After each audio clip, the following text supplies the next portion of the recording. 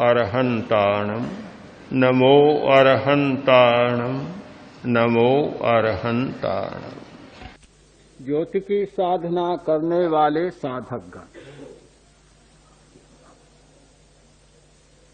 प्रेक्षा ध्यान का अभ्यास, अपने आप को जानने का अभ्यास। हम दूसरों को जानते हैं और बहुत जानते हैं। हमारा समूचा जीवन दूसरों को जानने में ही बीतता है, किंतु अपने आप को जानने में समय लगता ही नहीं, और कुछ लोगों का लगता है तो बहुत कम लगता है।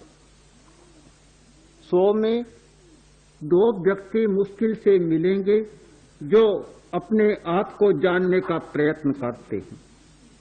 आवश्यकता ही प्रतीत नहीं होती। इसका कारण हमारी इंद्रियां, सबकी गति बाहर की ओर है। हमारा मन वही सोचता है, कल्पना करता है, चिंतन करता है जो इंद्रियों के द्वारा उसे कच्चा सामान मिलता है, कच्चा माल मिलता है।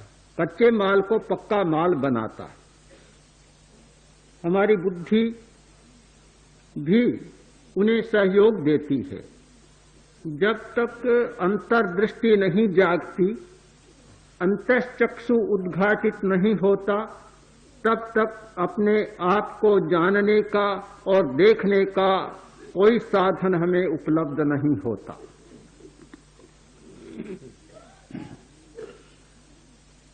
एक कवि ने प्रश्न प्रस्तुत किया, अग्निकुंड समा नारी घृत कुंड समक पुमान सुंदरी यदि पार्श्वस्था तस्य नो चलते मन। स्त्री है अग्निकुंड के समान और पुरुष है घृत पात्र के समान। यदि सुंदरी पार्श्वस्थ हो तो किस व्यक्ति का मन चलित नहीं होता। उत्तर दिया, मनोधावति सर्वत्र मदोन्मत्त गजेन्द्रवत् ज्ञानांकुशो भवे लब्ध तस्य नो चलते मन। मन सब जगह दौड़ता है, मदोन्मत्त हाथी की तरह। यदि ज्ञान रूपी अंकुश मिल जाता है तो उसका मन विचलित नहीं होता। जिस व्यक्ति को ज्ञान का अंकुश नहीं मिलता, उसका मन विचलित होता है। इंद्रियों का भी उतना दोष नहीं है, मन का भी उतना दोष नहीं है। सबसे बड़ा दोष है हमारे अज्ञान का। इस दुनिया में सबसे बड़ा पाप, सबसे बड़ा दोष और सबसे बड़ा अपराध है तो वह है अज्ञान। अजानकारी में, अज्ञान वश आदमी इतना भयंकर अपराध कर लेता है, उसका प्रायश्चित जीवन भर भी नहीं हो पाता। अज्ञान वश मनुष्य इतना बड़ा अपने लिए अनर्थ कर लेता है, 1000 पश्चाताप करने पर भी उसकी शुद्धि नहीं हो पाती। सबसे बड़ी आवश्यकता है अज्ञान को मिटाया जाए। हम नहीं जानते, इसलिए बहुत सारे आचरण, अनर्थकारी आचरण करते हैं। यदि ठीक जान लें तो वे काम नहीं करते।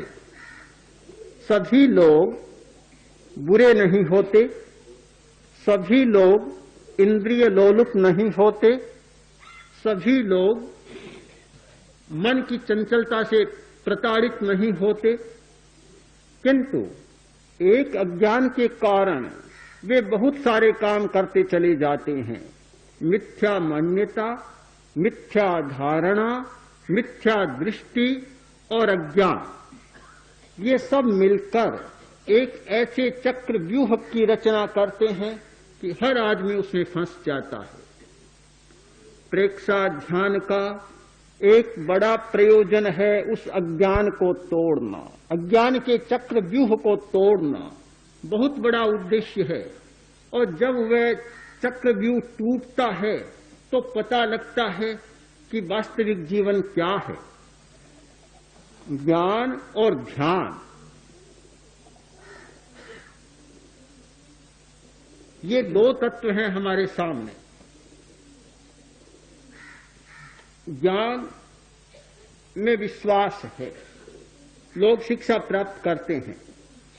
ध्यान में हमारा विश्वास नहीं है।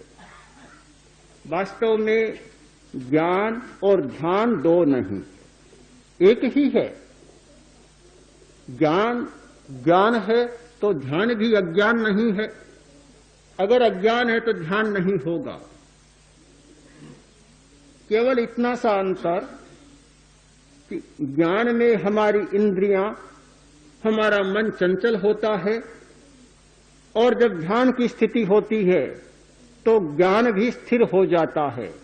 पानी और बर्फ में कोई अंतर नहीं, वही पानी और बर्फ भी पानी।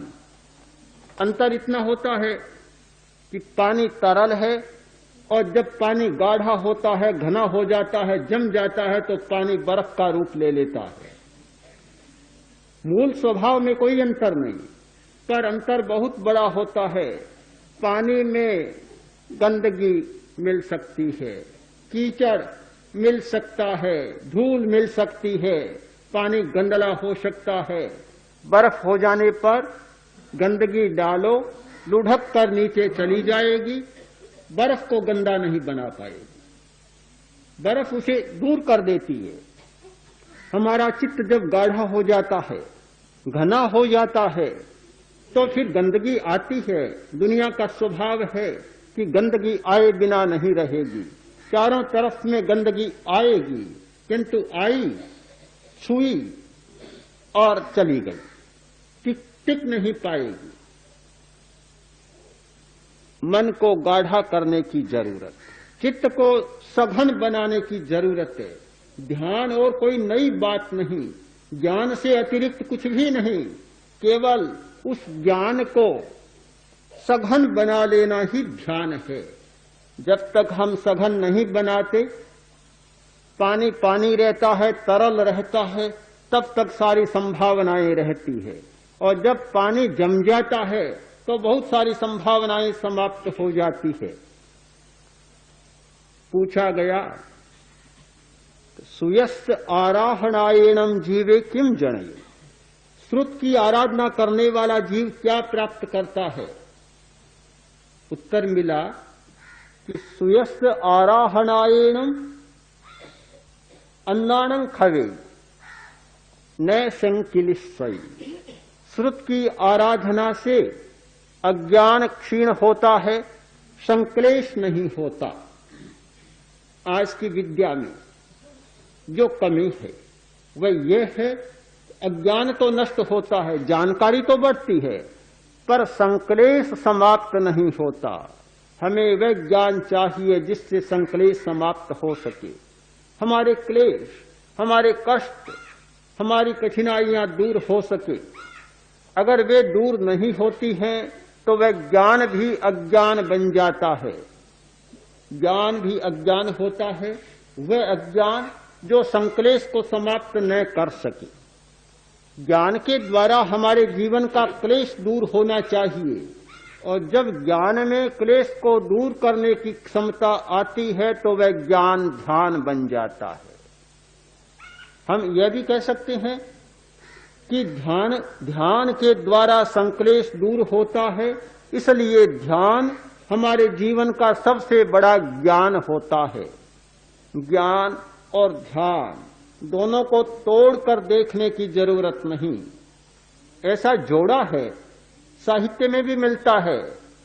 ज्ञान और ध्यान, आगमवाणी में मिलता है ज्ञान और ध्यान, संत साहित्य में मिलता है ज्ञान और ध्यान। ज्ञान और ध्यान दोनों साथ साथ मिलते हैं। हमने क्या किया? तोड़ दिया, काट दिया,